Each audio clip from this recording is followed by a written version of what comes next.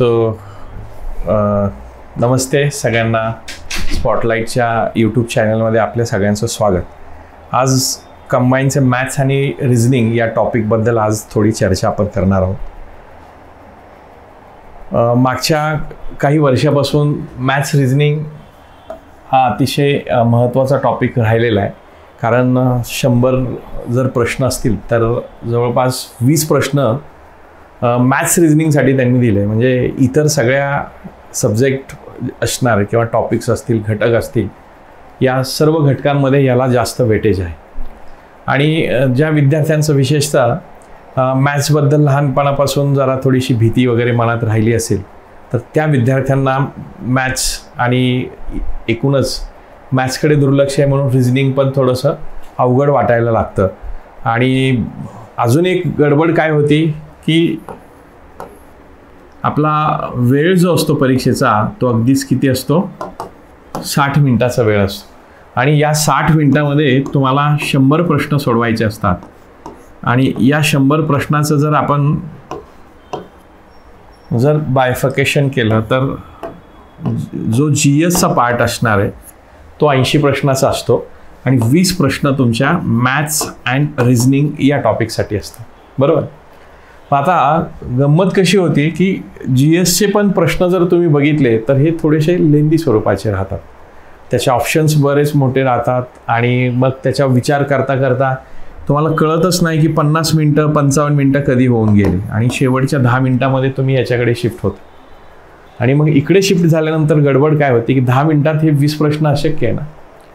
म्हणून तुमची तयारी करत असताना कंबाईनचे जो विषय असणार आहे तर त्याची तयारी करत असताना तुम्हाला इंटिग्रेटेड अप्रोच तुम्हाला ठेवावा लागणार. मी जरी मॅथ्स रिझनिंगच्या संबंधी तुम्हाला मार्गदर्शन करणार असेल तरी मी फक्त मॅथ्स रिझनिंगच्या संबंधानेच मी बोलणार नाही. तुम्ही त्या 1 तासामध्ये पेपर कशा स्वरूपात असणार आहे, त्या दिवशीचा तुमचा वेळ तुम्हाला कशा पद्धतीने मॅनेज करायचा आहे याची तयारी तुम्हाला आत्तापासून तयारी करावी लागेल. मागच्या वेळेसचा तुमचा अनुभव काय होता? वेळ तुम्हाला हवा तसा वापरता आला का? 60 मिनिटात तो संपूर्ण 100 प्रश्न झाले का? कुठपर्यंत पोहोचला तुम्ही? 87 पर्यंत. म्हणजे मॅथ्सचे फक्त 7 प्रश्न तुम्हाला वाचता आले. अच्छा, अगोदर सोडवलं. अच्छा, व्हेरी गुड. सो मॅथ्स चांगलं असेल तुमचं बहुधा. ओके, हां. सो हाही एक धोका आहे की मॅथ्स जर अगोदर आपण सोडवलं तर ते संपूर्ण सोडवण्यासाठी किती वेळ लागला? 20 प्रश्न सोडवण्यासाठी तुम्हाला 20 मिनिटात सोडवले? हां, 15 क्वेश्चन्स 20 मिनिटं. अच्छा, त्यातले 11 बरोबर आले. 15 पैकी 11 बरोबर आहे. आणि 20 मिनिटं लागले का जास्त वेळ लागला? थोडा जास्त वेळ. मग राहिलेल्या वेळेमध्ये तुमचे झाले का सगळे वाचून कव्हर करून झाले GSचे? हां, म्हणजे त्याच्याकडे थोडं दुर्लक्ष किंवा वाचताना गडबड झाली असण्याची शक्यता आहे. बरं, तो एक धोका असतो की मॅथ्स रिझनिंग जर आपण सुरुवातीला आपण घेतलं तर मॅथ्स आणि रिझनिंगचे जे प्रश्न आहेत, काही प्रश्नांच्या बाबतीत तुम्हाला स्पीड ब्रेकर क्वेश्चन्स असतात आणि तिथे तुमचा जास्त वेळ जाऊ शकतो. संग्राम, स्वागत आहे क्लासमध्ये आपल्या. आपण मॅथ्स रिझनिंगच्या संबंधाने चर्चा करीत आहोत. तुझ्या काही डाऊट्स असतील, तुला काही प्रश्न विचारायचे असतील तर प्लीज तू इथे टाईप करून विचारू शकतो चॅटमध्ये. सो माझे असे तुम्हाला सांगणं राहील की मॅथ्सचे जे प्रश्न असणार आहेत मॅथ्स रिझनिंगचे, अगदी सुरुवातीला तुम्ही घेऊ नका. तुम्ही जरी म्हणाला की मी 20 मिनटं किंवा त्याच्याहून थोडासा जास्त वेळ गेला असेल तर प्रत्यक्षात कदाचित हे 25 मिनटं 30 मिनटापर्यंत जाऊ शकतं. हे कळणार पण नाही, कारण तिथं प्रेशर एवढं असतं की एखाद्या अवघड प्रश्नामध्ये आपल्याला कधी 5 मिनटं गेले हे कळणार नाही. म्हणून आपला काम करण्याची स्ट्रॅटेजी अशी असली पाहिजे. GSला तुम्हाला ठरवायला पाहिजे की साधारणपणे 35 ते 40 मिनटामध्ये मी हे 80 प्रश्न डील करणार. तर म्हणून तुम्हाला तशा स्वरूपाची इथं प्रॅक्टिस असायला पाहिजे. मग याच्यासाठी काय करावं लागणार आहे, काय नाही आहे, या संबंधाने मी आज थोडंसं तुम्हाला मार्गदर्शन करणार आहे. ओके. आणि राहिलेले जर तुम्हाला GS फारच कमालीचा स्पीडने तुम्हाला सोडवता आला तर 25 मिनटं राहतील. अदरवाईज 20 मिनटं तरी तुम्ही राखून ठेवावीत या 20 प्रश्नासाठी. आणि या 20 प्रश्नांपैकी मॅक्सिमम तुम्ही इथं मार्क्स घ्यायचा प्रयत्न करा. माझं मत असं राहील, एक 15पेक्षा जास्त जर तुम्हाला बरोबर सोडवता आले, ॲटलिस्ट 15 प्रश्न जरी तुम्हाला बरोबर सोडवता आले, तरी तुम्ही तुमच्या जे काही हे ठरणार आहे, तुमची कट ऑफ असणार आहे, त्या कट ऑफपेक्षा जास्तीचे मार्क्स तुम्हाला मिळू शकेल. आणि मग तुम्ही मेन्सची तयारी करत असताना मनात कुठलं कन्फ्युजन असणार नाही. अदरवाईज माझा नंबर येईल का नाही, याला विचार त्याला विचार, किती कट ऑफ लागेल, या सगळ्या गोंधळ डोक्यामध्ये असेल तर आपल्याला डील करता येत नाही मेन्सच्या अभ्यासाला. ओके, सो त्या दृष्टीने तुम्हाला इंटिग्रेटेड अप्रोच ठेवायचा आहे आणि कंबाईनच्या तयारी करत असताना GSला जास्तीत जास्त चांगल्या प्रकारे सोडवण्याकरिता तुम्हाला वेळ द्यायचा आहे, त्याची प्रॅक्टिस करायची आहे. जर शक्य असेल तर आठवड्याला एक पेपर तुम्ही सोडवत असालच, आपल्याकडे नसेल तर एक 15 दिवसाला तरी तुम्ही, कारण अजून डेट काही त्यांनी डिक्लेअर केलेली नाही. आणि जेवढे जास्त पेपर सोडवाल आणि फोकस्ड पाहिजे, नाहीतर दिलाय चला कोण बघणार नाही, मला 1 तास दिलाय, मी 1 तास 10 मिनिटामध्ये सोडवते किंवा सोडवतो, त्याने गडबड होणार आहे. आपल्याला ठरलेल्या अगदी त्या झोनमध्ये आपल्याला ब्रेनला, आपल्या माइंडला तिथं न्यायचं आहे आणि बघायचं आहे की आपण कसं परफॉर्म करतोय. कारण आता हे कंबाईनचे पेपर झालेले बरेचसे, दिया स्वागत आहे क्लासमध्ये, बरेचसे विद्यार्थी ज्यावेळेस जात आहेत टायपिंग करायला, अक्षरशः त्यांची खूप चांगली प्रॅक्टिस आहे आणि तिथे ज्यावेळेस जात आहेत त्यावेळेस हँड लॉक झाल्यासारखे होतात. म्हणजे हे कशामुळे, हे प्रेशर, तिथल्या वातावरणाचा एवढा तुम्ही प्रेशर घेता की तुम्हाला नॉर्मल तुमचं फंक्शनिंग जे असतं ते करायला पण अडचणी येतात. सो त्या दृष्टीने तुम्हाला काम करावं लागेल. सो मॅथ्स आणि रिझनिंगच्या संबंधाने जर आपण बघितलं तर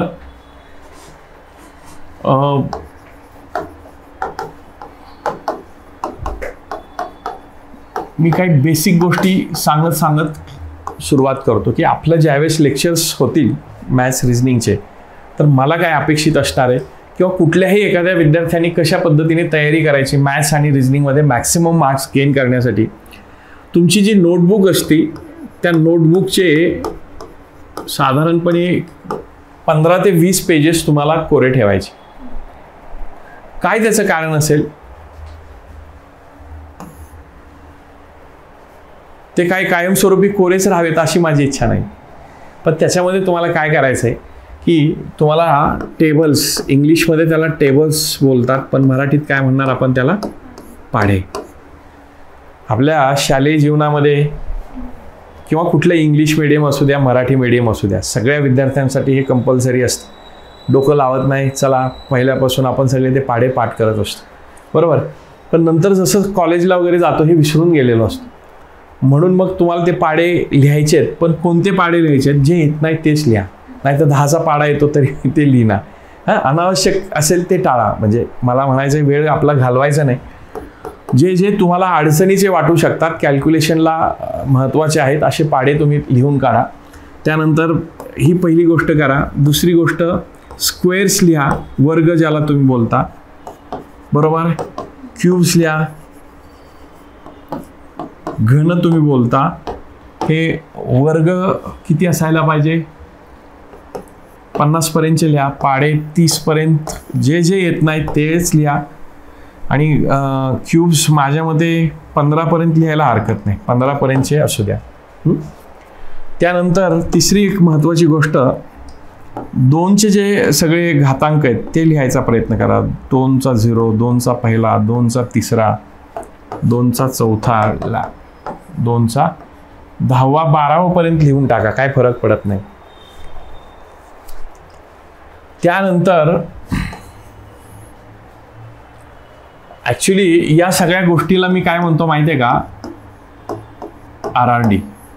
RRD is just like a weaponry तुमची असते. RRD म्हणजे काय, बऱ्याच विद्यार्थ्यांना मी माझ्या लेक्चर्समध्ये मी सांगितलं की हे रेडी रेफरन्स डेटा असतो. हा रेडी रेफरन्स डेटा. आणि हा रेडी रेफरन्स डेटा आपल्याला तयार करायचा आहे. पहिल्या 15-20 पेजेसमध्येच मी का सांगतो, तिथेच असावा असा काही कुठला हे नाही आहे, थंब रूल नाही आहे. परंतु काय होतं की तुम्ही जी नोटबुक कॅरी करणार आहे क्लासमध्ये, इकडे तुम्ही ज्यावेळेस घेऊन याल, नाहीतर तुम्ही लिहिलेलं सगळं घरी असायचं आणि इथे ज्यावेळेस तुम्ही एक्झाम्पल सॉल्व करताय त्यावेळेस रेडी रेफरन्स डेटा तुमच्या हातात असेल तर तुम्हाला वेगळं सॉल्व करता येतं. अदरवाईज राहतं काय की मग, आणि हे सगळं एकदा लिहिलं की परत बघायचं नाही असं नाही. तुम्हाला हे सगळं ज्यावेळेस तुम्ही लिहाल तर जे जे महत्त्वाचं असणार आहे, फॉर एक्झाम्पल अजून आपण पुढे गेलो तर इम्पॉर्टंट फॉर्म्युलीज असतात. फॉर्म्युलीजपेक्षा पण माझं असं मत राहील की जे रेडी रेफरन्सेस आवश्यक असतात ते तुम्हाला लिहायचे. की शॉर्टकट्स असतात, मी शिकवताना बरेचसे शॉर्टकट्स वापरणार आहेत, ते शॉर्टकट्स कसे वापरायचे. किंवा फॉर एक्झाम्पल आपण ज्यावेळेस याचं सिम्पल इंटरेस्ट आणि कंपाऊंड इंटरेस्टचे काही एक्झाम्पल सॉल्व करतो तर त्याच्यासाठी एक मेथडॉलॉजी मी तुम्हाला शिकवणार आहे. मग ते एखादी मेथडॉलॉजीचं एक अर्ध्या पानामध्ये तुम्ही ते लिहिलं की तुम्हाला ते लक्षात राहणार की कसं पद्धतीने सोडवा. अदरवाईज एखादं गणित इथं सॉल्व करत असताना तुम्हाला समजतं, खूप एक्झाम्पल खूप चांगल्या प्रकारे समजतं, आणि घरी गेल्यानंतर किंवा प्रत्यक्षात परीक्षेला ज्यावेळेस येतं त्याच्यावर काम न केल्यामुळे ते आठवत नाही आणि मग वेळ पण जातो आणि कॉन्फिडन्स आपला डाऊन होतो. सो इम्पॉर्टंट फॉर्म्युलीज, त्यानंतर बऱ्याच गोष्टी मी तुम्हाला सांगेल की तुम्हाला हा रेडी रेफरन्समध्ये टाकायचे आहेत, हे सगळे तुम्ही तयार करून ठेवा. आणि डेली तुम्हाला जसं जसं तुम्ही बघा, मी डेली 2 टाइम्स हे रीड करायचे. सगळ्यात भारी गंमत, कुठल्याही गोष्टीतली गंमत कुठं असते माहिती आहे का, की तुम्हाला सातत्य राखता येणं. कुठल्याही गोष्टीत सातत्य राखता येणं ही सगळ्यात भारी गोष्ट असते आयुष्यात. तुम्ही सक्सेसफुल होण्याच्या दृष्टीने कधी जाल, तुम्ही एखादी गोष्ट ठरवली आहे आणि ती ठरवल्यानंतर तुम्ही ठरवलेल्या पद्धतीने त्यात सातत्य मेंटेन करताय, याच्यासारखी बेस्ट गोष्ट जगात कुठली नाही. अदरवाईज आपण आरंभशूर असतो, ऐकलं की आपण सगळी तयारी करतो वगैरे आणि 9 दिवस नव्याचे आणि 10व्या दिवशी परत आपल्या जुन्या गोष्टी. तर हे सातत्य तुम्हाला ठेवता आलं पाहिजे. 2 टाइम्स कधी वाचायचे, समजा तुम्ही घरून येताय क्लासमध्ये किंवा अभ्यासिकेत बसताय त्यावेळेस तुम्ही काय करणं की बसल्या बसल्या आपण काय होतो माहिती आहे का, सेट करण्यासाठी हे आपलं सगळं आवडतं इन्स्ट्रुमेंट, आपण ह्याला बाहेर काढणार, बघणार व्हॉट्सअप अमुक तमुक हे ते, आणि मग कळणारच नाही, अरे अर्धा तास होऊन गेला. हां, असं होतं नॉर्मल. मग याला जाणीवपूर्वक घरून येतानाच याला स्विच ऑफ करा किंवा कुठल्या मोडवर टाकायचा असेल तो टाका. आणि हे आल्या आल्या आपलं जे रेडी झालेलं असेल, रेडी रेफरन्सेस हे बाहेर काढायचे आणि सेट होण्याकरता 10 मिनटं ते वाचायचे. 10 मिनटं 5 मिनटं जे तुम्ही ठरवलेलं असेल, रोज डोळ्याखालून ह्या सगळ्या गोष्टी जातील. त्यावेळेस तुम्हाला असं जाणवेल की अरे आपल्या स्मरणात राहायला लागले, बरोबर. कारण सातत्याचा परिणाम असा असतो की हे लक्षात राहायला सुरुवात होते. त्यानंतर सकाळी तसं गेल्यानंतर रात्री झोपायच्या अगोदर एक तुम्ही बघून घ्या, म्हणजे जे सबकॉन्शियस माइंडमध्ये त्या झिरपतील गोष्टी. तुम्ही बघत असाल तुमच्या नॉर्मल डे टू डे लाईफमध्ये एखाद्या गोष्टीबद्दल फार आपण विचार केला ती स्वप्नात पण येऊन जातं. मनी वसे ते स्वप्नी दिसे असं आपण म्हणतो. तर तसं ते स्वप्नात पण दिसू देत या गोष्टी. याचं कारण काय आहे माहिती आहे का, तर कुठल्याही एखाद्या गोष्टीचा रेफरन्स एक्झाम्पल सॉल्व करत असताना आपल्याला एक्झाम हॉलमध्ये आठवायला, त्या प्रेशरमध्ये आठवायला यायला पाहिजे, तेवढ्या तीव्रतेने आपण हे करणं गरजेचं आहे. ओके, या सगळ्या गोष्टी डायरेक्ट म्हणजे आवश्यक नाही कोणी सांगणं वगैरे, पण मला असं वाटतं की हे मी विद्यार्थ्यांशी शेअर करावं की ह्याचा खरंच फायदा आहे. विद्यार्थी किती तीव्रतेने करतात हा त्याचा प्रश्न आहे. सो माझी तुम्हाला विनंती राहील की तुम्ही या सांगितलेल्या गोष्टीवरती अंमल करा. आता हे जे रेडी रेफरन्सेस आहेत हे फक्त मॅथ्ससाठीच आहेत का, तर तुम्ही GS साठी पण तुम्ही तयार करा. GS मध्ये तुमच्याकडे समजा फॉर एक्झाम्पल मी तुम्हाला सांगतोय, कॉन्स्टिट्यूशनचा अभ्यास करताय, कॉन्स्टिट्यूशनवर तुम्ही इम्पॉर्टंट आर्टिकल्स लिहिले, ते लिहून एखाद्या डायरीमध्ये ठेवले, किंवा इम्पॉर्टंट अमेंडमेंट्स त्याच्यामध्ये नोंदी केल्या, किंवा काही समजा अशा काही गोष्टी शॉर्ट ट्रिक्स त्याच्या तयार केल्या आर्टिकल लक्षात ठेवण्याच्या वगैरे, तर तसंही तुम्ही ते बनवून ठेवू शकता. करंटचं तुम्ही करू शकता. हे रेडी रेफरन्सेस डेटा एक प्रकारचे वेपनरीज असतात. आपल्या भात्यामध्ये जे बाण बिन जुन्या काळी लोक वापरायचे का, तशा स्वरूपाचे हे शस्त्र तुम्हाला ठरू शकतात. सो त्या दृष्टीने याच्याकडे बघा. सो हे RRDचं लक्षात आलं तुमच्या. ओके, सो त्या दृष्टीने तुम्हाला मॅथ्स आणि रिझनिंगकडे जायचं आहे. त्यानंतर पुढची गोष्ट मी तुम्हाला सांगणार आहे. जसं तुमचा अभ्यास जसा जसा पुढे जाईल तसं तसं तुम्ही लिहित घ्या. हां ॲड करा. अगदीच आज तुम्हाला वाटलं की मॅथ्स रिझनिंगवर मला काहीतरी काम करायचं, तर तुम्हाला न येणारे पाड्यांपासून सुरुवात करा. हां, आणि बऱ्याचदा मी असं बघतो विद्यार्थ्यांना, ज्यावेळेस क्लासमध्ये मी सोडवत असताना काही एक्झाम्पल सॉल्व करून देणार आणि विद्यार्थ्यांना सांगणार की बाबा तुम्ही सोडवा, मी एक साधारण 30-40 सेकंद 1 मिनिटाचा वेळ देतो. मग त्यावेळेत होतं काय की बरेच विद्यार्थी सोडवायला सुरुवात करतात आणि मग स्टक कुठे होतात, ते पाढा साठवत नाही आणि मग ते सोडवायचं सोडून राहून जात. मग अशा वेळेस काय होतं की बाकीचे विद्यार्थी उत्तर सांगतायत आणि तो मागे राहतो. ह्याचा कुठेतरी एक न्यूनगंड तयार होतो, कॉम्प्लेक्स, एक इन्फेरिटी कॉम्प्लेक्स राहतो. तो मुलगा किंवा मुलगी ते मागे राहायला सुरुवात. तसं न होता भलेही मी त्याच्यापेक्षा तिच्यापेक्षा 10 सेकंद उशिराने उत्तर दे, बघेल मला आडलेला पाडा त्याच्यामध्ये बघतो किंवा बघते आणि त्यानुसार मला हे करता येईल. ओके, सो त्या दृष्टीने तुम्ही तयार करून ठेवा हे रेडी रेफरन्सेस आणि मला वाटलं तर दाखवून घ्या. मी त्याच्यात अजून काही सजेशन असतील तुम्हाला सांगेल की काय काय ॲड करा, काय काय नाही आहे. किंवा अजून रेडी रेफरन्सेसमध्ये तुम्ही समजा ABCD जे काय असं लिहून ठेवलं 1 2 3 लाईक दॅट, N पर्यंत लिहिले 13 N 14 लाईक दॅट, हे शेवटचं Z बरोबर, X Y 26 25 24, ही असंही एक तुम्ही तयार करून ठेवा. आता काय वेळेस हे असं लक्षात ठेवायचं की काय इथं E असतो तर इथं V येणार, EVM मशीन बरोबर, हे असं लक्षात ठेवायचं. आय असेल पुढे कुठेतरी त्याच्या खाली इंटरनॅशनल रिलेशन. म्हणजे एक्झाममध्ये समजा हे तुम्ही लिहिलं पण नाही, पण तुम्ही हे लिहिलेलं अशा स्वरूपात लक्षात ठेवलं, याचा परिणाम असा होतो की तुम्हाला हे बघायची गरज नाही, डायरेक्ट उत्तर तुम्ही टिक करू शकता. आता जर तुम्ही असं लिहिलं EJOT, हा मी कशासाठी तयार केला होता, ईचा नंबर काय 5 दिसतोय का, हा हे काय ह्याने अचानकच कलर बदलला. आता हे काय आहे 5, जे काय आहे 10 15, हे 20 आणि हे 25. हे रेफरन्सेस लक्षात असेल, ह्याच्या आजूबाजूचा लक्षात येतो. ई नंतर F काय असणार 6, जे K 11 असणार आहे, O P असणार 16. म्हणजे हे लक्षात ठेवायचे. कधी तुम्ही ह्याचे लक्षात ठेवा AEIOU काय आहेत हे वॉवेल्स, हे वॉवेल्सचे नंबर्स लक्षात. म्हणजे हे रेफरन्सेस तुमच्या लक्षात येतात का. हे RRD जे असणार आहेत, हे RRD या पद्धतीने तयार, मॅथ्सचे सेपरेट करा, रिझनिंगचे सेपरेट करा. रिझनिंगमध्ये तुम्हाला अजून कशाचे तयार करता येतील मी शिकवेलच. हे आपलं टॉपिक होतील त्यावेळेस तुम्ही करा.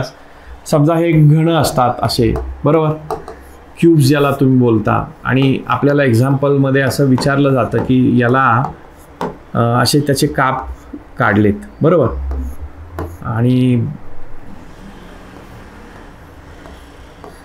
तर मग असे किती त्याचे तुकडे होईल, किंवा कलर दिलेत याला, तर मग कोणत्या ह्याला कलर नसणार आहे, कोणत्या ह्याला 2च कलर होतील, कोणत्या ह्याला 3ही बाजूने कलर होईल, या स्वरूपाचे काही फॉर्म्युलीज आहेत ते लक्षात ठेवा. हे तुम्हाला रेडी रेफरन्सेसमध्ये ठेवायचे आहेत. म्हणजे 1 गोमध्ये तुमचा आता पेपर आला आहे, पेपर 2-4 दिवसांनी आलं आहेत आणि त्यावेळेस अभ्यास होत नाही बरोबर ना, काय वाचावं हे कळत नाही.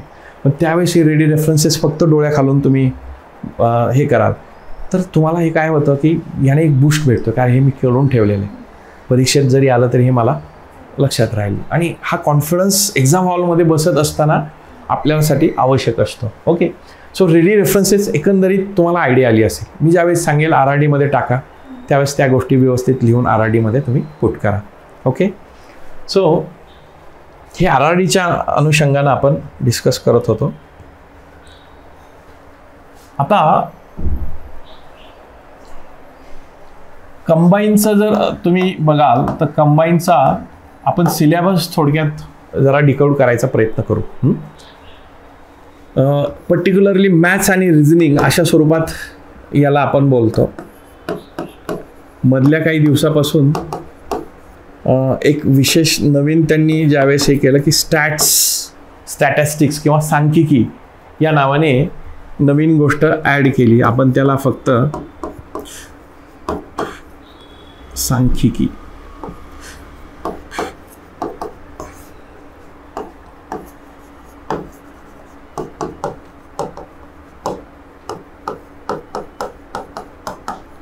सिलेबसमध्ये नाव मॅथ्स आणि रिझनिंग आहे, बरोबर, अशा स्वरूपात नाव आहे.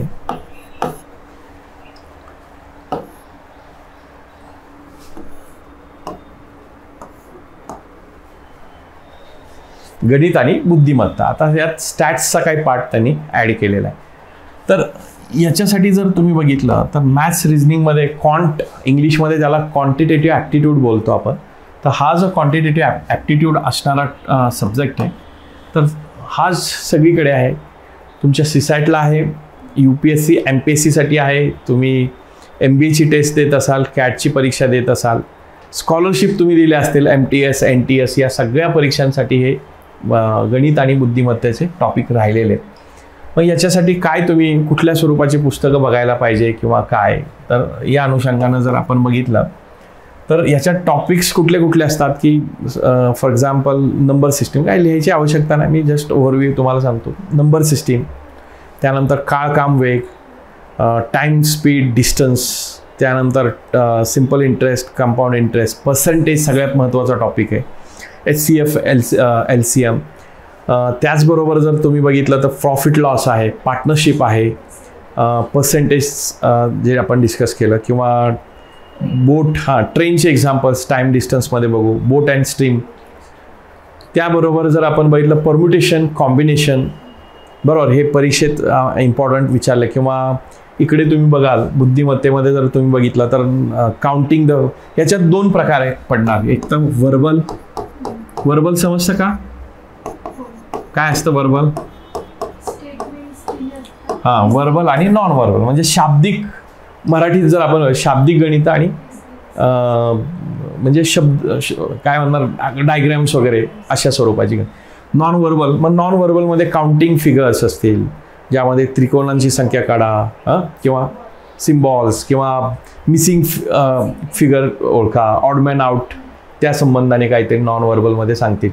वर्बलमध्ये मग स्टेटमेंट केलेले असतील, लॉजिकल रिझनिंग असेल, किंवा तुम्ही जर बघितलं तर आता CRचे पण काही प्रश्न येत आहेत तुम्हाला मेन्सला. CR म्हणजे क्रिटिकल रिझनिंगचे. हा पर्टिक्युलरली हा जर टॉपिक बघितला आपण, हा टॉपिक राज्यसेवेला पण विचारतायत. कंबाईनला मेन्सला 2019च्या मेन्सला साधारण 5 CRचे प्रश्न त्यांनी टाकले होते, 15 पैकी 5. It was too much. आणि ते पान भरून एक्झाम्पल हे असतात. एक पॅसेज दिलेला असतो आणि सांगितलेलं असतं की खालीलपैकी या वरील उतार्याचा सर्वात म्हणजे लेखकाला सांगायचा असलेला याचा हे सांगा, सार सांगा, किंवा कमकुवत करणारं वरील आर्ग्युमेंट कमकुवत करणारं खालील विधान कोणतं, किंवा पॅरलल आर्ग्युमेंट, किंवा वीक स्टेटमेंट, स्ट्रॉंग स्टेटमेंट, किंवा अनुमान ओळखा, निष्कर्ष ओळखा, कन्क्लुजन ओळखा, हे CRमध्ये येणारे. वर्बलमध्ये आपण त्याला कन्सिडर करू शकतो. तर हे सगळे टॉपिक्स आपल्याला बुद्धिमत्तेमध्ये आपल्याला अभ्यास करायचा आहे. आणि हे करत असताना हे फक्त एक 2-4 एक्झाम्पल्स बघितली आणि आपल्याला जमतंय हे असं म्हणून चालत नाही. याला प्रॅक्टिस करावी लागते. खूप सारे एक्झाम्पल्स आपल्या हाताखालून जावे लागतात. ते ॲप्रोच आणि ते कशा पद्धतीने कुठले एक्झाम्पल्स सोडवायचे काय, या सगळ्या गोष्टीचं आज डिस्कशन आपण करूया. सो याच्यात कुठले कुठले टॉपिक येतील बघा. याच्यामध्ये जर तुम्ही बघितलं तर सेरीज, बुद्धिमत्तेमधले सेरीज येईल, अल्फा न्यूमेरिक मग सेरीजमध्ये प्रकार येईल, numeric series, alpha numeric series, किंवा मिक्स स्वरूपाची असेल. त्यानंतर जर तुम्ही बघितलं तर इम्पॉर्टंट इनपुट आउटपुट, मशीन ज्याला बोलू शकतो आपण, मशीन इनपुट आउटपुट. पलीकडे जर आपण बघितलं तर खरे खोटे, ज्याला बायनरी लॉजिक बोलतात, खरे खोटे किंवा सत्य असत्य, बायनरी लॉजिक नावाचा एक टॉपिक आहे. तो पण आपण व्यवस्थित शिकून घेऊयात. पाठीमागचे सगळे एक्झाम्पल्स आपण सॉल्व्ह करून घ्यायचा प्रयत्न करूयात. त्याबरोबर मग आपण आता जसं डिस्कस केलं, याच्यात जसं आपण कुठ प्रश्न असतात, पझल्स असतात, डायरेक्शन टेस्ट असतात, आणि इम्पॉर्टंट अजून याच्याबरोबर जर बघितलं तर मी कॅलेंडर आणि या गोष्टी ह्याच्यातच मी कन्सिडर करतो बुद्धिमत्तेच्या ह्याच्यात. कॅलेंडर आणि दुसरा काय असतो आपला क्लॉक, घड्याळ, बरोबर, कॅलेंडर आणि घड्याळ. तर हे सगळे टॉपिक्स आपण बुद्धिमत्तेमध्ये शिकणार आहोत. आणि नव्यानं जर इन्सर्ट केलेलं जर बघितलं आपण तर स्टॅट्समध्ये काय डेटा इंटरप्रिटेशन नावाचा एक टॉपिक आहे. मुळात सीसॅटमध्ये हा होताच, पण ह्यांनी स्टॅट्स असा टाकून म्हणजे याच्यात बाकीचे पण काही घटक असतात त्याची दखल घ्यायला आपल्याला भाग पाडलेले. म्हणजे DI मध्ये कुठल्या स्वरूपाचे असतात, DIचे कुठले कुठले प्रकार तुम्हाला माहिती आहे. टॅब्युलर टेबल दिलेला असतो, पाय चार्ट असतो, पाय चार्टवरती प्रश्न आहे, टॅब्युलर DI असतो किंवा बार ग्राफ्स असतात, बार ग्राफ, जॉईंट बार ग्राफ्स असतील, जॉईंट बार ग्राफ, त्याबरोबर पाय चार्टला सर्क्युलर ग्राफ बोलतात, टॅब्युलर ग्राफ. याच्यामध्ये अजून एक प्रकार आहे बघा, वेब चार्ट नावाचा एक प्रकार आहे. ऐकलं का तुम्ही वेब चार्ट? कुठलं इंजिनिअरिंग झालंय का तुमचं? मग हां ऐकलंय, पण कोणतं बॅकग्राऊंड काय तुमचं? अच्छा, केमिस्ट. ओके. इंजिनिअरिंग किंवा इतर ज्यांचं मॅथ्स वगैरे झालं असेल तर त्याच्यामध्ये वेब चार्ट वगैरे असतो की असं तो कोळीचं घर कसं असतं, कोळी नाही का आपल्या घरामध्ये जाळं विणतो, तशा स्वरूपाचा एक वेब चार्ट असतो आणि त्याच्यावर आधारित काही एक्झाम्पल्स आपल्याला. लाईन ग्राफ नावाचा एक प्रकार आहे बघा. हे सगळे मी तुम्हाला एक एक एक्झाम्पल, 2-2 एक्झाम्पल घेऊन मी हे समजावून सांगेल कसं सोडवायचं.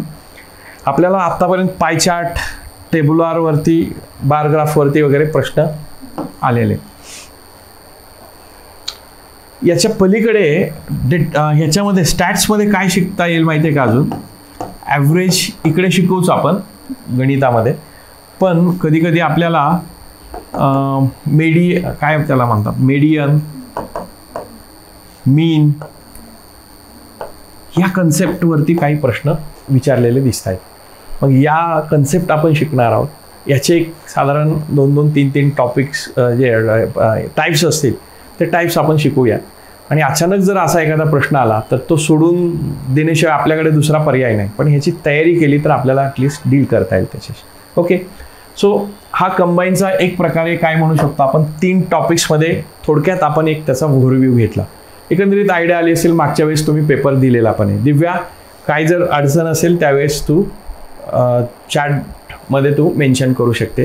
काय एखादा पॉईंट रिपीट करायचा असेल किंवा काय जर इश्यू असेल तर. Okay, all right. सो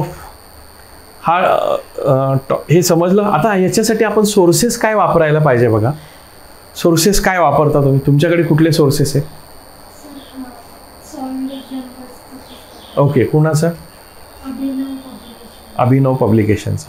एकच सोर्स वापरला? बरं, ठीक आहे. सोर्सेसवर आपण पुढच्या ह्याच्यावर बघूया. मी कुठलं ह्याचं हे करत नाही आहे.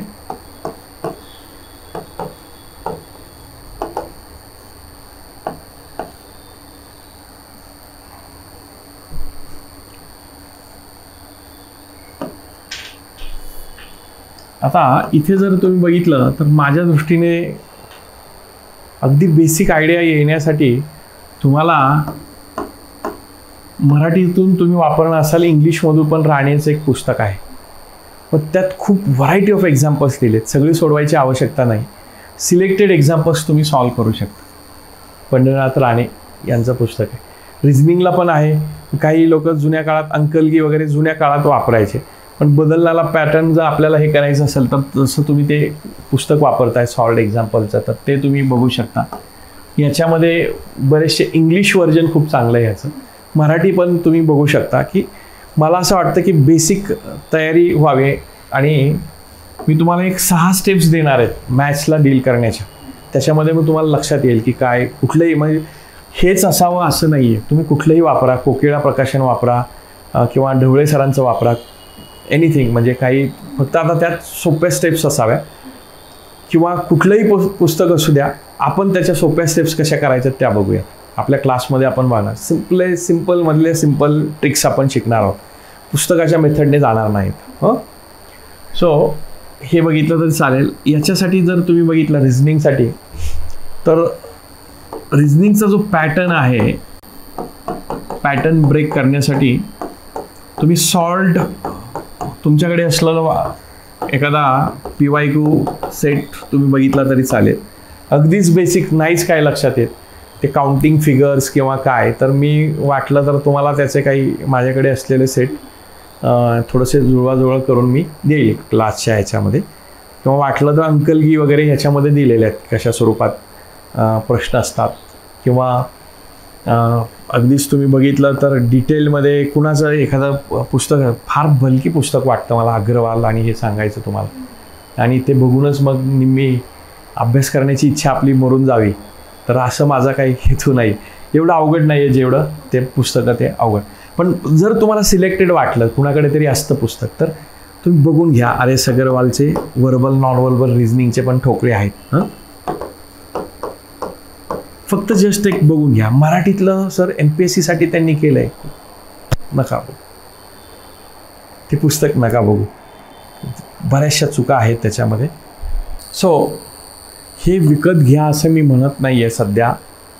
तुम्ही बघा अगोदर मार्केटमध्ये, तुमच्या अभ्यासाला जर पूरक वाटलं तर रिझनिंगसाठी तुम्ही चेक करा की काय त्यातले selected, otherwise this is enough for you. बरं, ठीक आहे. सोर्सेसचं झालं तुमचं एकंदरीत. जास्त डिटेलमध्ये बल्की तुम्हाला सांगणार नाही की हे करा ते करा.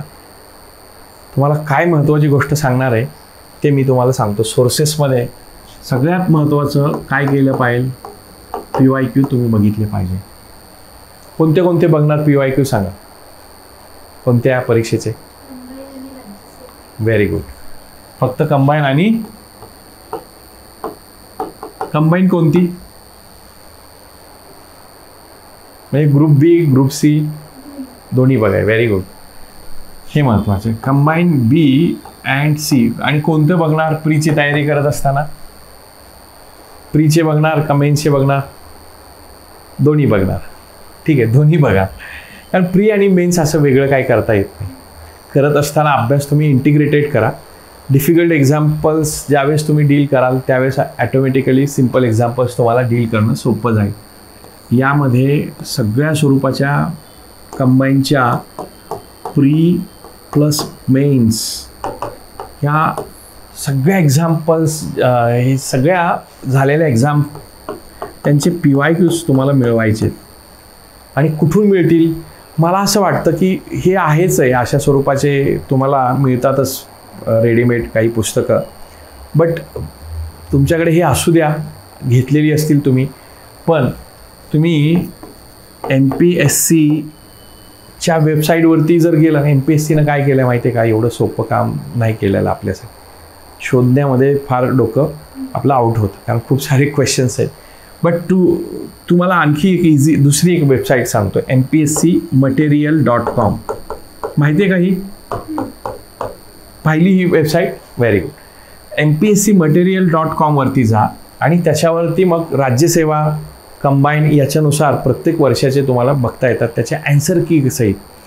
आणि मला तर असं वाटतं की हे झेरॉक्स सेंटर्स वगैरे असतील ना पुण्यातले, त्यांनी पण हे तुमच्यासाठी अजून सोपं काम, कसं सगळ्यांना ते इझी पाहिजे असतात, त्यांनी करून ठेवलेलं असेल. तर ते सगळेचे सगळे सेट मिळवा. ग्रुप Bचा मिळवा, ग्रुप Cचा मिळवा, प्री मेन्स सेपरेट ते मिळवा, त्याचे बंडल्स तयार करा. आणि हे तुमचं दस्तावेज फार महत्त्वाचं असणार. ओके, हे कधी डील करायचं? समजा असं एखादं पुस्तक तुमच्याकडे असेल, ज्यावेळेस आपण लेक्चर्स मध्ये आपण बघत असू की मॅथ्सचा आपण परम्युटेशन कॉम्बिनेशनचा अभ्यास करतोय, तर परम्युटेशन कॉम्बिनेशन सरांनी 2 दिवस किंवा 1 दिवसामध्ये इथे काहीतरी आपल्याला शिकवलं.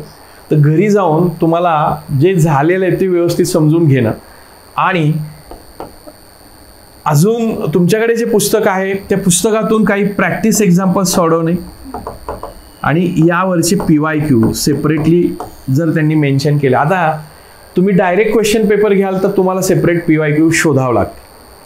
पण तुमच्याकडे जर पुस्तक असेल आणि त्यांनी टॉपिक वाईज ते PYQ त्यात दिले असतील, तर तुम्हाला अभिनवने मला वाटतं तसं केलं असेल. मग टॉपिक वाईज सगळे सोडवून टाक, PYQ सोडवा. काय काय जमतात, काय नाही जमत, न जमणारे इकडे घेऊन या, आपण त्याला हे करायचा प्रयत्न करू. ओके, सो तुम्हाला एकंदरीत आयडिया आली असेल का कशा स्वरूपात आपल्याला हे करायचं. प्रॅक्टिस क्वेश्चन्स प्लस PYQ एवढे जर सोडवले तर काम ह्याचं होऊन जातं. ओके, सो टॉपिक आपलं जे कव्हर होईल लगेच त्याच्यावरती प्रॅक्टिस आणि PYQ आपल्याला बघायची. ओके, आणि इथून साधारणपणे मला असं वाटतं की याचे जे सेट्स आहेत ना, ह्याचे एक दोन सेट तुम्ही तुमच्याकडे ठेवून घ्या. आणि ज्यावेळेस तुमचं सगळं झालेलं असेल अभ्यास, त्यावेळेस हे 15 प्रश्न वेळ लावायचा मोबाईलमध्ये किंवा तुमच्या घड्याळामध्ये आणि 20 मिनिटामध्ये हे सोडवायचा. किती सोडवताय ते बघायचे, टाईम लावायचा. कुठलाही पेपर त्यातला घ्या, कारण 15 20 क्वेश्चन्स असतात आणि पटपट सोडवा. टाईम झाल्यानंतर तिथं मार्क करा किती क्वेश्चन्स झालेत आणि एक्स्ट्रा टाईममध्ये किती सोडवतात, ॲन्सर्स त्याचे बघा आणि हे करा. या स्वरूपाची प्रॅक्टिस तुम्हाला आवश्यक आहे.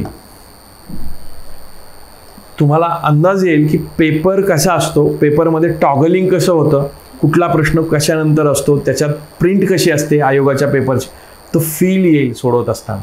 आणि ह्याचा परीक्षेचा पेपर देत असताना ह्याचा फायदा होतो, आपल्या मानसिकतेवरती ह्याचा फायदा होतो. ओके, सो एकंदरीत आपण मॅथ्स, रिझनिंग आणि यांचे आवश्यक असणारे सोर्सेस इम्पॉर्टंट आणि दुसऱ्या काही महत्त्वाच्या ज्या गोष्टी आहेत, वेबसाईट आणि या अनुषंगानं कसे याचा वापर करायचा ही आपण थोडक्यात डिस्कशन याचं बघितलं.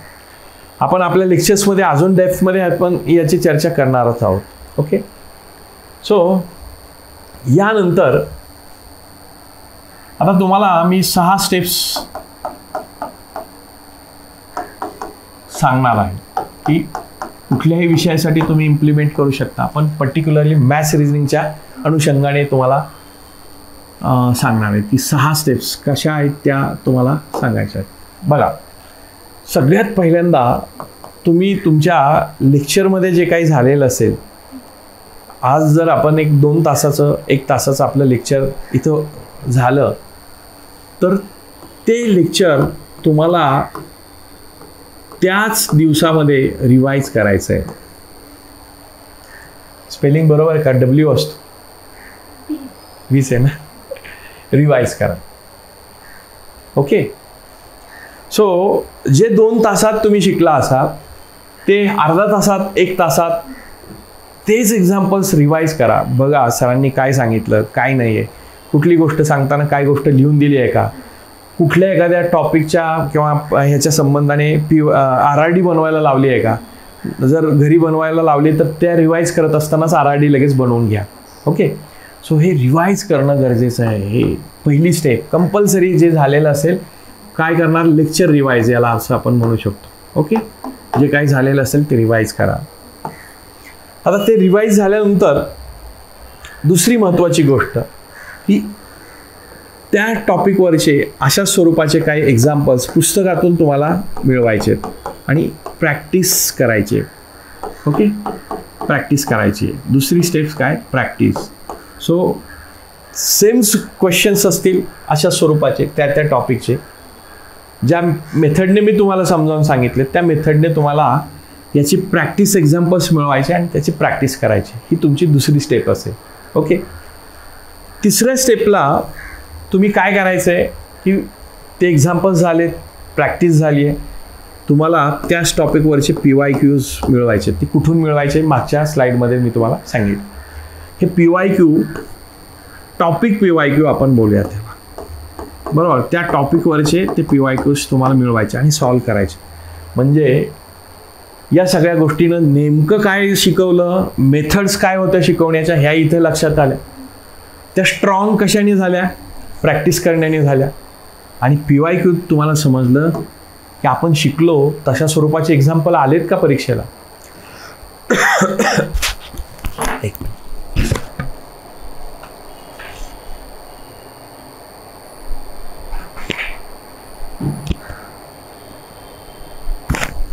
ओके, सो हे PYQ सेगमेंट तुम्हाला काय सांगणार आहे की सरांनी जे शिकवलं असे प्रश्न येत आहेत का इकडे, मग जर आले तर मग त्यात काय बदल आहेत, किती डिफिकल्टी आहेत, काय. सो आयोगाची जी मेथडॉलॉजी आहे क्वेश्चन विचारण्याची, ही मेथडॉलॉजी तुम्हाला इथं समजायला मदत होईल. क्वेश्चनचा पॅटर्न तुमच्या लक्षात येईल आणि मग तुम्हाला अंदाज येईल की अरे हां, यातनं आपलं फाउंडेशन झालं, हे फाउंडेशन स्ट्रॉंग इथं केलं आणि मग याच्यावरती ॲप्लिकेशन जे आहे ॲप्लिकेशन इथं आपलं परफेक्ट झालं. हे झालं. त्याच्यानंतर चौथी स्टेप्स मी तुम्हाला सांगेल की आता PYQ पण सोडवले तर याच्यावर सेक्शनल टेस्ट लावता येते का बघायची. बघा आता हे बल्की होईल. आता जर पेपर जर 1-2 महिन्यात आला तर हे सगळं फॉलो करता येणार नाही. पण मी ओव्हरऑल इंटिग्रेटेड अप्रोच मी विद्यार्थ्यांना सांगत आहे.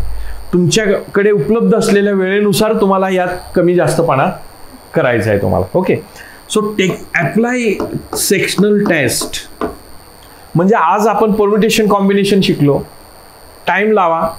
कुठे ना कुठे एक्झाम्पल सापडतील. RS अग्रवाल इकडं तिकडं आणि तुम्ही अभ्यासिकेतच अभ्यास करत असाल. कित्येक आपले मित्रमैत्रिणी असतात तर दाखवले तुझं पुस्तक म्हणून फोटो काढायचे लावायचे टेस्ट 10 प्रश्न 15 प्रश्न आपण टाईम सोडवायचं आणि बघायचं. सेक्शनल टेस्ट लावा आणि इथं टाईम लावा. आणि कधी कधी असं होईल की अरे आपल्याला एकही प्रश्न येत नाही किंवा आपल्याला जमतच नाही आणि इथं फ्रस्ट्रेशन आल्यासारखं होऊ शकतं. But don't bother. तुम्हाला मग बघायचं आहे की त्यात काय आन्सर्स दिलेत कसे दिलेत. तुमच्या PYQ तुम्हाला सांगतील की त्या सेक्शनल टेस्टमध्ये कसे निवडायचे क्वेश्चन्स कोणत्या स्वरूपाचे प्रश्न निवडा तशानुसार तुम्ही सोडवा. ही सेक्शनल टेस्ट झाली. पाचवी स्टेप तुमची अभ्यासाची असणार आहे ती म्हणजे तुम्हाला कॉम्प्रिहेन्सिव्ह टेस्ट तुम्हाला सोडवायची. आता मी तुम्हाला एकदम पहिल्या स्लाइडमध्ये किंवा अगदी सुरुवातीला सांगितलं होतं की मी तुम्हाला सांगेल की हे GSचं काय मी सांगतोय तुम्हाला. कारण आपलं युद्ध खरं तर हे 60 मिनिटाचं युद्ध आहे. ज्या दिवशी कंबाईन तुमची असणार आहे त्या तुम्हाला सगळं येतं आहे. जगाचं भार तुम्ही वाहून नेऊ शकताय पण 60 मिनिटात तुम्ही ते परफॉर्म नाही करू शकत. All is zero all in one. So त्या 60 मिनिटामध्ये तुम्हाला परफॉर्मन्स तुमचा दाखवायचा असेल तर या इंटिग्रेटेड अप्रोचची तुम्हाला आवश्यकता आहे. कॉम्प्रिहेन्सिव्ह टेस्ट तुम्हाला मिळवायचं जसं आपल्या स्पॉटलाईटमध्ये आणि सेक्शनल टेस्ट पण झालेले आहेत बघा आपले. सो कॉम्प्रिहेन्सिव्ह टेस्ट तुम्ही कंपल्सरी द्या. आणि या 2 गोष्टीसाठी आणखी एक गोष्ट तुम्हाला मला सांगायची आहे की तुमची टेस्ट झाली की आपण फक्त बघतो बरोबर काय आलं चुकीचं काय आलं आणि तिथंच ते बंद करतो आणि चहा प्यायला जातो आणि चहाच्या तिथेच आपण विसरून जातो सगळं. सो इथे तुम्हाला काय करायचं आहे कम्प्लीट ॲनालिसिस करायचं आहे याचं की काय नेमकं आपली मिस्टेक झाली कुठला प्रश्न जमतोय कोणत्या प्रश्नाला मी वेळ घालवला. जर हा वेळ घालवला नसता तर पुढचे राहिलेले प्रश्न मला जमले असते जे माझे सोपे होते. मग हे ॲनालिसिस तुम्हाला सिलेक्शन शिकवेल. Selection of what questions. कुठले क्वेश्चन्स सिलेक्ट करायचे कुठले स्किप करायचे किंवा कुठल्या क्वेश्चनना म्हणायचंय I will see you later. परत येऊन मी तुला बघतो अशा स्वरूपाची नाही का धमकी देत भांडामध्ये मुलं बोलत असतात तसं प्रश्नालाही रिस्पेक्ट करायचं आणि परत येऊन त्याला बघायचं. कॉम्प्रिहेन्सिव्ह टेस्टमध्ये पण तेच करायचं. ॲनालिसिस करा कुठल्या सेक्शन जसं मी तुम्हाला सांगितलं होतं की मागच्या पेपरचं तुम्ही ॲनालिसिस करणार आणि सांगा मला की कुठल्या सेक्शनमधून तुमचे मार्क्स किती आले किती तुम्ही वेळ दिला आणि किती मार्क्स तुमचे आले. सो ह्याचंही ॲनालिसिस कसं करायचं ह्याच्या अजून विस्ताराने बोलू. पण नॉर्मल मी तुम्हाला सांगतो एक या दोन्ही गोष्टीचं ॲनालिसिस तुम्हाला इथं करायचं आहे तरच या टेस्टचा फायदा आहे. अदरवाईज ॲनालिसिस करायचं नसेल तर टेस्ट पण नका देऊ तुम्ही काही उपयोग नाही. 6वी गोष्ट असणार आहे ह्या सगळ्या अभ्यासाबरोबर हे कधी तुम्ही कसेही तुम्ही सिक्वेन्स तुमच्या प्लॅननुसार हे एक्झिक्यूट कराच. 6वी इम्पॉर्टंट गोष्ट असणार की डेली तुम्हाला RRD करायची आहे जे तुम्हाला मी अगदी सुरुवातीला सांगितलं होतं. Ready reference data. हा जो रेडी रेफरन्स डेटा हा डेली तुम्हाला 2 टाइम्स डॉक्टर जसे आपल्याला सांगतात की या 2 वेळेला या गोळ्या घ्या तशी ही गोळी म्हणायची आपल्या अभ्यासाची. ओके. सो इट विल तुमच्या त्या अभ्यासाला काय करेल एक दिशा देईल आणि किंवा परफेक्शनकडे घेऊन जायचा प्रयत्न करेल RRD. सो RRD ही रोज करायची गोष्ट आहे आणि हे पण मग 2 दिवसांनी 3 दिवसांनी किंवा हे जसे होतील तशा पद्धतीने तुम्हाला करायचं. किंवा आपलं मॅथ्सचं लेक्चर नाही आहे पण त्या दिवशी तुम्ही काहीतरी शिकताय नवीन एखादा टॉपिक तर तेच रिवाईज करा परत. हे even you can apply this things to what GS. या GSसाठी पण तुम्ही याच स्वरूपात तुम्ही करा. तुम्ही एखादा अभ्यास केला तो रिवाईज करा. प्रॅक्टिस एक्झाम्पल्स त्याच्यावरचे बघा कारण दिलेले आहेत असे काही प्रॅक्टिस वेगवेगळ्या पुस्तकांमध्ये आहेत त्या टॉपिकवरती. समजा आपण सायन्सचा एखादा आरोग्यशास्त्र शिकलो आपण, हेल्थच्या रिलेटेड, त्याच्यावरचे खूप सारे प्रश्न आहेत वेगवेगळ्या एक्झाम्पल्समधले एकत्र केलेले. नंतर त्याच्यावरती आलेले PYQs बघा, ते ठोकळे आलेले आहेत क्वेश्चन, 35,000 50,000 असे काहीतरी आहेत बाबा, बरोबर. सो या गोष्टी तुम्ही GSसाठी पण अप्लाय करा आणि सी युअर रिझल्ट. कारण ही परीक्षा भयानक कॉम्पिटिशनची परीक्षा आहे. आपल्या देशामध्ये यूथची कमतरता नाही आहे आणि हा असा यूथ ह्या परीक्षेसाठी तयारी करणारा यूथ खूप मोठ्या प्रमाणात आहे. जागा कमी निघत आहेत, या सगळ्या गोष्टी आहेत. सो आपल्याला अगदी कमी वेळेमध्ये अभ्यास करून जर आपल्याला अपेक्षित असलेली पोस्ट मिळवायची असेल तर अशा स्वरूपात किंवा तुमचा वेगळा काही प्लॅन असेल तो प्लॅन तुम्ही बनवा आणि हा प्लॅन इम्प्लिमेंट करत असताना कॉन्स्टंट किंवा याला जे काय म्हणू शकतो आपण कन्सिस्टन्सी ठेवा, सातत्य ज्याला आपण बोललो, हे सातत्य असेल तर तुमचा रिझल्ट त्याच वर्षी येणार आहे. 100 नाही 1000% तुमचा रिझल्ट तसा या स्वरूपात येऊ शकतो. सो ह्या 6 स्टेप्स तुमच्या परीक्षेच्या दृष्टिकोनातून किंवा ह्या महत्त्वाच्या आहेत, त्या तुम्ही अप्लाय करा.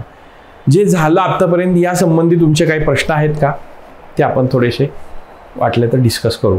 कुठली एखादी गोष्ट तुम्हाला वाटली की सर नाही समजली, थोडी परत सांगाल का, किंवा तुमचे जे काही प्रश्न असतील मॅथ्स रिझनिंगच्या संबंधाने ते तुम्ही विचारू शकता. मी 1 मिनिट देतो. दिव्या, टाईप करून विचारू शकता तुम्ही.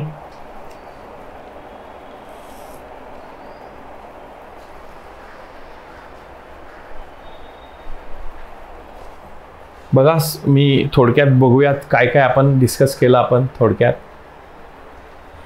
हा जो काही अप्रोच सांगितला होता हा GSचा, तर त्या आपल्या माझ्या मते 5व्या स्टेप्समध्ये आपण तो डिस्कस केला की तुम्हाला एक अप्रोच याने बिल्ड होणार आहे की कशा स्वरूपात तुम्हाला GSची प्रॅक्टिस केल्यानंतर तुम्हाला डील करता येईल. ओके. आणि मॅथ्स रिझनिंगला राहिलेला वेळ कसा यूज करता येईल. त्यानंतर हे जे काय RRDच्या काही गोष्टी सांगितल्या होत्या, ह्या RRDच्या गोष्टी लक्षात ठेवा. RRD फक्त पाड्यापुरते आणि स्क्वेअर अँड क्यूबसाठी नाही आहे, प्रत्येक टॉपिकचे RRD तुमचे तयार होतील. ओके. आणि हे RRD तुम्हाला भयानक वेगाने एक्झाम्पल सॉल्व करण्यासाठी मदत करणार आहे. हे RRD तुमच्या बुद्धिमत्तेसाठी तुम्ही यूज करू शकता. आपण कुठल्या स्वरूपाचे प्रश्न असणार आहेत हे डिस्कस केलं.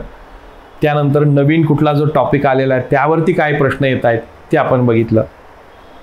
त्यानंतर सोर्सेस आणि PYQचा जे काही यूज आहे तो कशा पद्धतीने करणार आहे या संबंधाने चर्चा केली.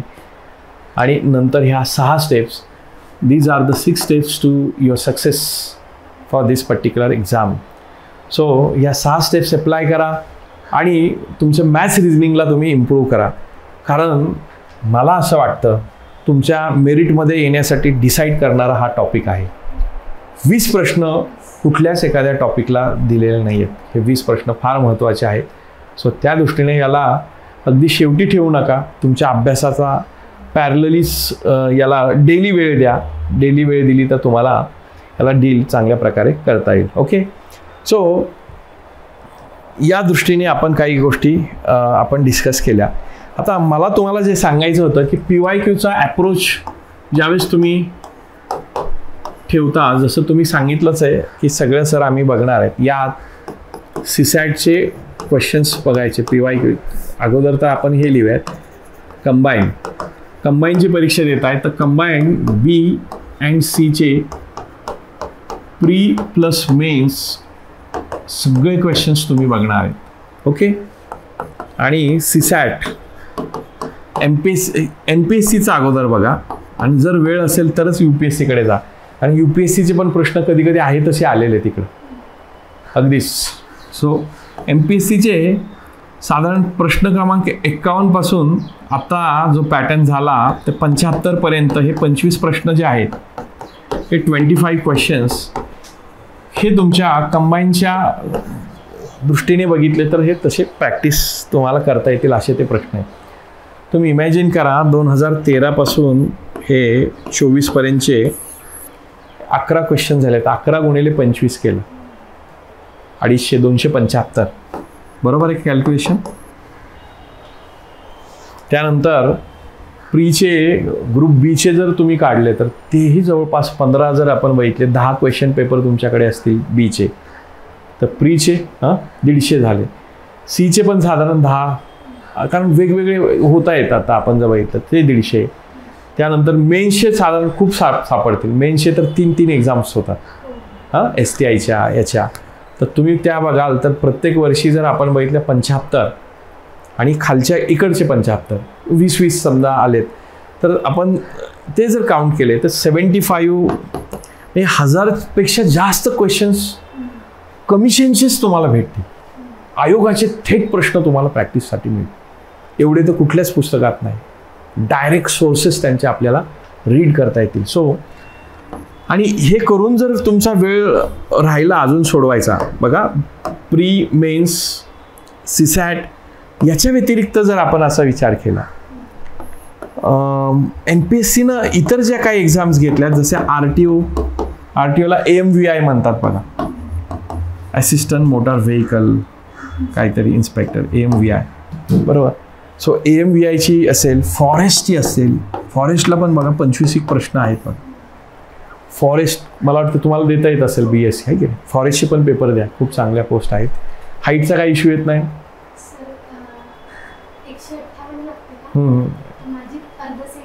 कमी आहे, बरं ठीक, पण द्यायला हरकत नाही. म्हणजे बघा कसं काय त्यात. सो फॉरेस्ट आहे आणि हे या पण एक्झाम, कारण शेवटी या घेतल्या जातात कुणाकडून, NPSC कडून.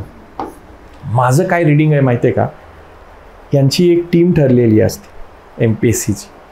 फॉर एक्झाम्पल मॅथ्सचे प्रश्न सेट करणारी, कंबाईनचे प्रश्न सेट करणारी, याच्यानंतर CRचे प्रश्न सेट करणारे, आणि त्यांना टास्क दिलेलं असतं आणि मग त्यांनी ते बनवलेलं असतं आणि रँडमली ते पिकअप करतात. कधी कधी फॉरेस्टचा प्रश्न राज्यसेवेत आला आहे, राज्यसेवेचा इकडे रिफ्लेक्ट झाला, म्हणून हे पण प्रश्न सोडवणं गरजेचं. एखादा प्रश्न आला तरी तो आपला त्या वर्षीचा रिझल्ट ठरवणारा असू शकतो. एका मार्काने राहणारी मुलं आहेत आणि आपली तयारी असते मेन्सची आणि प्रीमध्येच आपण राहून जातो. सो इग्नोर करू नका, सोडवा. कसं असतं तुम्हाला, म्हणजे असे मी काही विद्यार्थी बघितले आहेत की बेसिक अभ्यास झाला आहे सर, आता 1-2दा रीडिंग आमची रिव्हिजन पण झाली आहे, मग आता काय, आम्ही फक्त क्वेश्चन पेपर सोडवतो. मार्केटमध्ये जे आहेत ते सगळे क्वेश्चन पेपर्स साधारणपणे असे मी बघितलेत, लोक लाख प्रश्न सोडून झाले. म्हणजे एवढा वेळ देतात ते प्रश्न, आणि प्रश्न तुमचा माइंडसेट सेट करतात की प्रश्न वाचला तर त्यावेळेस आपल्या ब्रेनमध्ये काही ना काही हे तयार होतं, त्याचे एक प्रतिबिंब तयार होतं आणि त्याला कसं डील करायचं ह्याचा एक पॅटर्न आपल्या ब्रेनमध्ये डेव्हलप होतो. ऑप्शन्सला कसं डील करायचं हे याने तयार होतं. सो त्या दृष्टीनं तुम्हाला मॅक्सिमम क्वेश्चन सॉल्व करायचे, मॅक्सिमम तुम्ही प्रयत्न करा, प्रश्न सोडवत राहा जास्तीत जास्त. आपण काय करतो, रिवाईज त्याच गोष्टी वाचतो आणि एक पॉईंट असा येतो की सर तेच वाचल्याने कंटाळा येतो, अभ्यास करावा असं वाटत नाही, अशी बरीच मुलं होत. का तर मग तुम्ही येणाऱ्या गोष्टी पण वाचता. आता भारत 1947 साली स्वातंत्र्य झालं, नोट्समध्ये हे पण रिवाईज करायची गरज आहे का? उदाहरण मी तुम्हाला सांगतो की या सिंपल गोष्टी ज्या तुमच्या ऑलरेडी लक्षात राहणार आहे त्या रिवाईज करायची गोष्ट नाही आहे. रिव्हिजन करत असताना तुम्हाला काय करायचं आहे, ज्या गोष्टी येत नाही अशाच गोष्टीची रिव्हिजन करायची आहे, लक्षात राहू शकणार नाही आहे याच गोष्टीची रिव्हिजन करा, तरच प्रोडक्टिव्ह आणि इफिशियंट काम ठरणार आहे. ओके, सो हे क्वेश्चन्स तुम्ही सॉल्व करा आणि यातनं बघा तुमचा जो मिळणारे मार्क्स आहेत, हे सगळं मॅथ्सच्या संबंधाने मी बोललो, याच गोष्टी तुम्ही GSसाठी पण अप्लाय करू शकता, कारण GSचे प्रश्न पण त्यातनंच तयार होतात. GSच्या अनुषंगानं थोडे जर मी सांगितलं तर ऑफशूटिंग करा. ऑफशूटिंग समजतं ब्रांचेस तयार करणं. तुम्ही जर बायोलॉजीमध्ये बघितलं असेल, ह्याच्यात बॉटनीमध्ये नाही का की ब्रांचेस असतात, तसं क्वेश्चनचे ऑफशूटिंग तयार करायचं की याच्यावरती आर्टिकल 356 वरती प्रश्न विचारला, अजून कुठे कुठे जाऊ शकतो, मग त्यांनी बाबा फ्री स्पीचवर विचारला, त्याची कारणांवर विचारला, किंवा कधी कधी एमर्जन्सी लागू झाली या अनुषंगाने विचार. सो असे त्याचे चान्सेस काय काय असू शकतात या दृष्टीने थॉट प्रोसेस आपली प्रोलॉंग करायची, जेणेकरून आपल्याला लक्षात येईल की आपल्याला कसं प्रश्न येऊ शकतात आणि त्याला डील कसं करायचं. ओके, सो 1-2 काही प्रश्न, काही मेथड्स मी तुम्हाला सांगणार आहेत की फॉर एक्झाम्पल महत्त्वाचे कुठले इम्पॉर्टंट टॉपिक सर आम्हाला सांगा. आता आमच्याकडे एकच महिना राहिला आहे फॉर एक्झाम्पल असं तुम्ही म्हणत असाल, तर काय करावं आम्ही एका महिन्यामध्ये. जर मॅथ्सच्या बाबतीत तुम्ही बघायचं झालं तर मॅथ्समध्ये पर्सेंटेजला जबरदस्त तुम्ही व्हॅल्यू द्या. पर्सेंटेज, कारण पर्सेंटेज हा बेस कशाचा आहे, कुठल्या कुठल्या टॉपिकचा आहे. कारण पर्सेंटेज इटसेल्फ याच्यावरती 1-2 प्रश्नाची पोटेन्शियल आहे. दुसरा जर याचा बेस जर आपण वापरला पर्सेंटेजचा तर काय असू शकतो, सिम्पल इंटरेस्ट, कंपाऊंड इंटरेस्ट, कारण ह्या बेस ह्याचा पर्सेंटेज आहे. Profit loss, very good. अजून काय असेल, HCF हे पर्सेंटेजमध्ये नाही येणार. मला असं वाटतं की पार्टनरशिप नियर अबाउट तिकडं जाईल की 80% वगैरे, किंवा रेशो दिलेला असतो पार्टनरशिप वगैरे, मिक्सचर.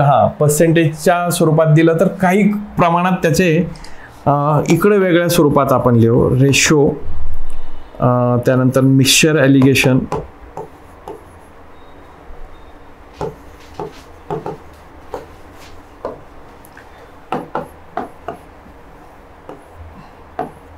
काही प्रमाणात जर रेशो असा दिला फॉर एक्झाम्पल असं आपण म्हणालो 3/5 या रेशोमध्ये आहे, तर मग पर्सेंटेज वाईज किती झाला, पर्सेंटेज वाईज कसं करणार आता हे पर्सेंटेज वाईज, काय आयडिया. म्हणजे समजा हा A आहे आणि हा B आहे, तर हा किती होईल फॉर एक्झाम्पल. बरोबर. म्हणजे टोटल किती झाला, 8 पार्ट्स. 8 पार्ट्स किती होतील तुमचे 100, ठीक आहे. 3 पार्ट्स किती होतील, 37.5 होतील. 8ने भाग द्या, 12.5चा भाग लागेल. 12.5 गुणिले 3 37.5. 5 किती होतील, 62. आता हे मी तुम्हाला शिकवणार आहे, हे कसं बनवायचं काय, कारण याने जबरदस्त वेगात उत्तरे निघतात. म्हणून पर्सेंटेजमध्ये मी तुम्हाला रेडी रेफरन्ससाठी टेबल्स देणार आहेत. काय टेबल्स, त्याचा कसा फायदा होईल फॉर एक्झाम्पल बघा. म्हणजे याचा कसा, समजा for example if I say you की 800 किंवा 8888 चे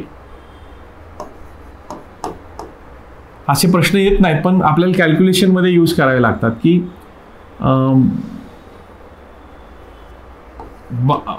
62.5% फाइंड आउट करा. कसं सोडवणार, मोठं आहे. मॅजिक बघायचं आहे, लेट्स से द मॅजिक. आता 62.5 याच्यासाठी मी एक टेबल दिला आहे, आणि या टेबलमध्ये याचा जो फ्रॅक्शन आहे, हा फ्रॅक्शन किती आहे माहिती आहे, 5/8. बघायचं 5/8.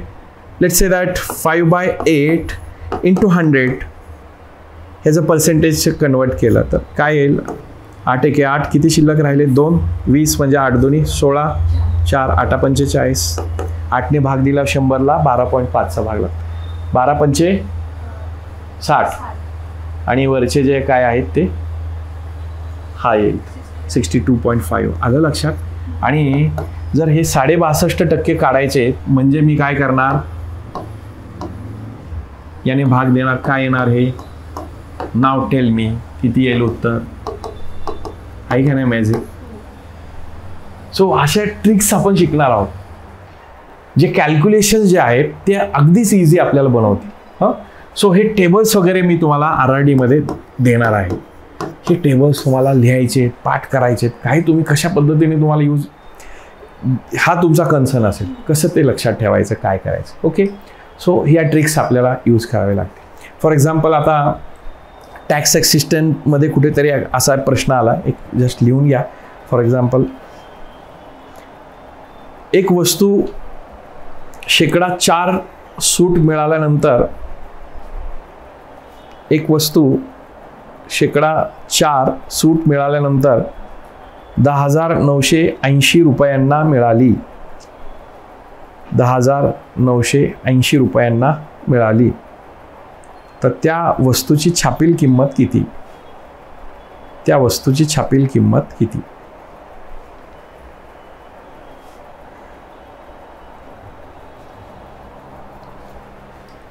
तर याच्यासाठी मी काही तुम्हाला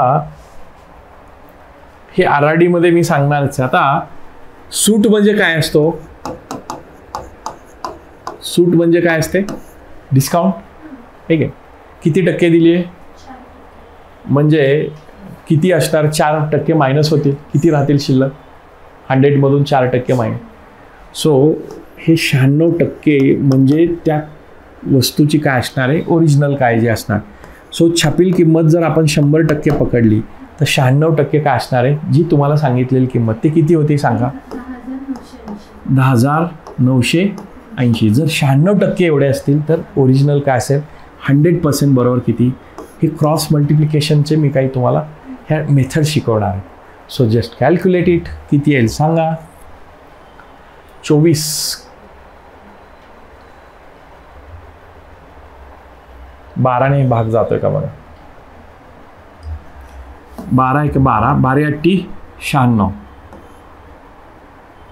12 9 108, 1 राहील, 12 1 12, 6 राहील, 12 पंचे 60, 8ने भाग जाईल. 10,000. बघूयात भाग काय लागतो. 8 1 8, शिल्लक किती राहिला? 1. 8 1 8, शिल्लक राहिले 3. भाग डायरेक्ट जातोय का?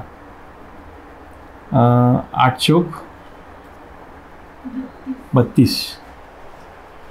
किती शिल्लक राहिले? 35 झाले होते ना. 3 राहिले. मग 3 म्हणजे 8 त्रिक 24, 6 आणि 7. ओके. याने भाग दिला तर कितीचा भाग लागतोय बघा. किती येईल त्याचं उत्तर बघा. 11,400. 8 7 56. एक पुढचा जो 60 राहिला बरोबर. 8 7 56.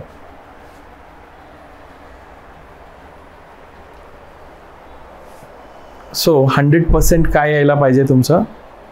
पुढे पण आपण भाग दिला तर पॉइंटमध्ये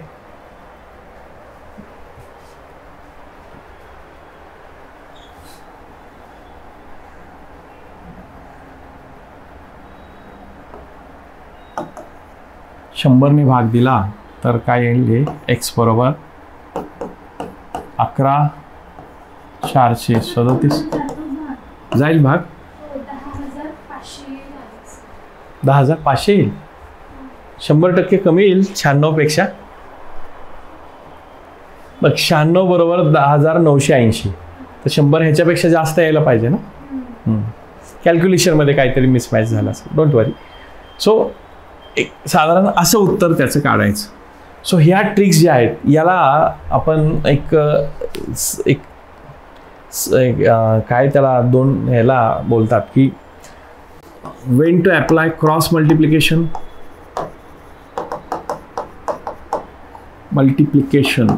आणि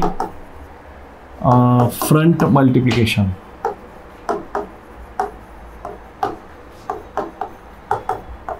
म्हणजे थोडक्यात काय मला असं सांगायचं की क्रॉस मल्टिप्लिकेशन कधी समजा या एका पेनची किंमत आपण असं म्हणूयात की 50 रुपये आहे आणि असे जर मी 10 पेन आणले तर किती किंमत होईल? 500 रुपये. म्हणजे काय केलं लक्षात येते? एक पेन बघा मांडतोय कसं मी. एक पेन किती रुपयांना? 50. तर 10 पेन कितीला? 10 पेन एक्सला.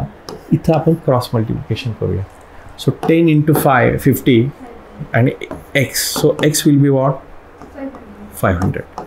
सो तुमच्या लक्षात येत आहे की जर ही पेनची संख्या इथं काय पेनची संख्या वाढली तर इथं किंमत पण जर वाढत असेल, किंमत वाढणारच ना. एक पेनची एवढी 10 पेनची किंमत वाढणार. याच्यात जसा इम्पॅक्ट पडतो तसा इम्पॅक्ट इकडे पण पडत असेल तर इथं क्रॉस मल्टिप्लिकेशन करायचं. म्हणजे हे डायरेक्ट प्रपोर्शन असेल त्यावेळेस काय करणार? Cross multiplication. आणि इनडायरेक्ट प्रपोर्शन असेल, फॉर एक्झाम्पल असं मला म्हणायचं आहे की आपल्याला ही एक भिंत बांधायची आहे आणि याच्यासाठी आपण 10 मजूर लावले. बघा काय सांगतोय. जर याच्यासाठी मी 10 मजूर लावले आणि या 10 मजुरांनी हे संपूर्ण काम 20 दिवसात केलं तर सर म्हणाले अरे एवढा तर वेळ नाही आहे, क्लास आपला बुडून जाईल. सर काय म्हणाले की याचा वेळ कमी लागायला पाहिजे, तर मी काय करणार, मजुरांची संख्या वाढवणार. म्हणजे इथं x आणि y पकडला आपण. जर मजूर सुरुवातीला आपण असं म्हटलं की 10 होते, 10 मजुरांना किती दिवस लागले, 20 दिवस. समजतंय? आता मला सांगा, मजुरांची संख्या मी 20 केली तर इथं काय व्हायला पाहिजे, कमी व्हायला पाहिजे. म्हणजे इकडं काय झालं, इथं पेनची संख्या वाढली तर हे पण वाढलं.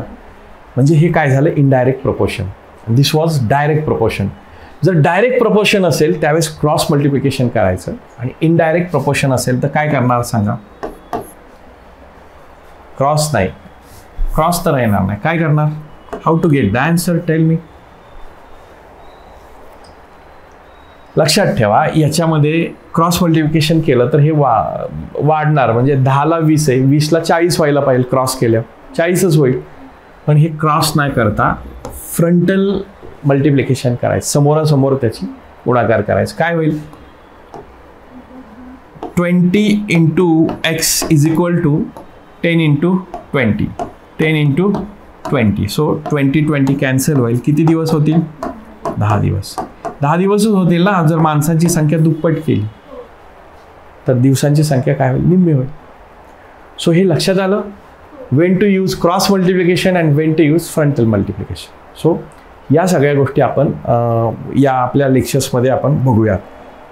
सो बेसिक आजचं जे इंट्रोडक्शन होतं, ओरिएंटेशन होतं, तर या अनुषंगानं होतं.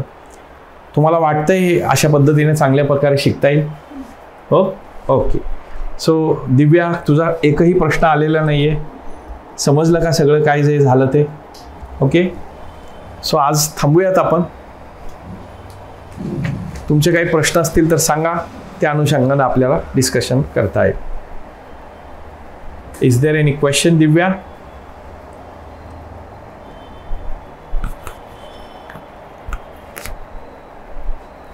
ठीक आहे. सो या सगळ्या गोष्टी आपण बघितलेल्या आहेत. जर काही डाऊट असेल तर विचारा, किंवा आपलं पुढचं लेक्चर असेल त्यावेळेस आपण हे डिस्कस करूया. So thank you very much.